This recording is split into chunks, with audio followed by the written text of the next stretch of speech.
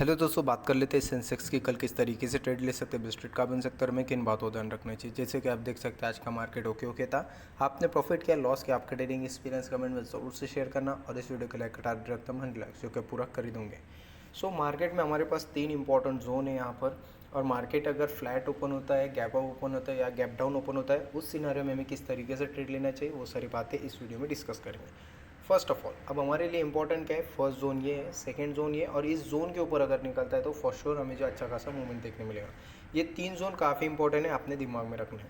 In case अगर market flat open होता है तो हमारे लिए बेस्ट मार्केट होगा कि मार्केट यहाँ पर आए एंड देन मार्केट यहाँ से मूव दे। ठीक है, फ्लैट के केस में क्या होगा, मार्केट यहाँ तक डिके करेगा, डिके करने के बाद मार्केट टाइम पास करने के बाद या फर्स्ट हाफ में या फिर 11 बजे के बाद या सेकेंड हाफ में मूवमेंट देने के चांसेस है। सो मेरे लिए बेस्ट मार्केट रहेगा गैप डाउन का। इनकेस अगर मार्केट यहाँ पर आता है, यहाँ पर एमएसएस बनाता है, तो फॉर श्योर मैं जो यहाँ पर सी साइड का ट्रेड लेने का प्लान करूँगा।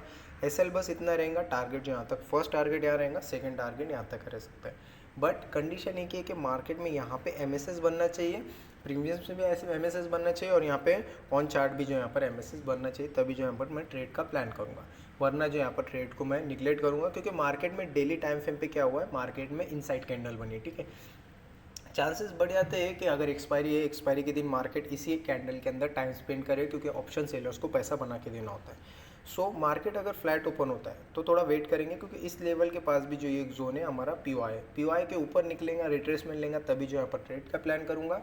अब ये पीओआई स्ट्रॉन्ग इसलिए है क्योंकि इन्वर्स पीओआई है एंड देन मार्केट में यहाँ पे अच्छा खासा जो यहाँ पर सीलिंग प्रेशर बना है। सो ये इंपॉर्टेंट हो जाता है, इस लेवल के ऊपर निकलने के बाद ही ट्रेड का प्लान करें, क्योंकि मार्केट ऊपर निकलने के बाद रिट्रेसमेंट होगा, रिट्रेसमेंट के बाद जो हमें प्रीमियम्स थोड़े हल्के फुल्के सस्ते मिलेंगे एंड देन हम जो यहाँ पर अच्छा खासा मूवमेंट यहाँ तक के लिए बैठ सकते हैं। सेम अगर गैप डाउन ऊपर, गैप अप ओपन हो जाता है तो हम क्या करेंगे, गैप अप के सीन में भी सेम रिट्रेसमेंट का ही वेट करेंगे।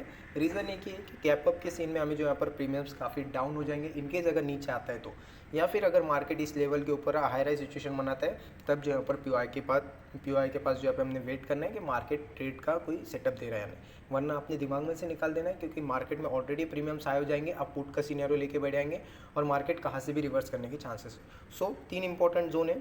फर्स्ट, फ्लैट ओपन होकर यहाँ पे आना चाहिए, गैप डाउन ओपन होकर यहाँ पर आना चाहिए, ये मेरा जोन है, यहाँ पर ही मैं ट्रेड का प्लान करूँगा। फ्लैट के केस में मैं अगर अप निकलता है तो थोड़ा रिट्रेसमेंट के बाद ट्रेड प्लान करूँगा। सेम उसी तरीके से गैप अप ओपन होता है तो थोड़ा रिट्रेसमेंट के बाद ही ट्रेड प्लान करना है। रीज़न एक ही है कि हमें जो प्रीमियम सस्ते मिलेंगे और सेटअप के ऊपर ट्रेड करने का हमें जो यहाँ पर मौका मिलेगा। सेटअप के ऊपर ही ट्रेड करना है, क्योंकि मार्केट में आप कहीं भी ट्रेड लोगे, ओवर ट्रेडिंग की वजह से आपको काफ़ी ज़्यादा लॉस होगा।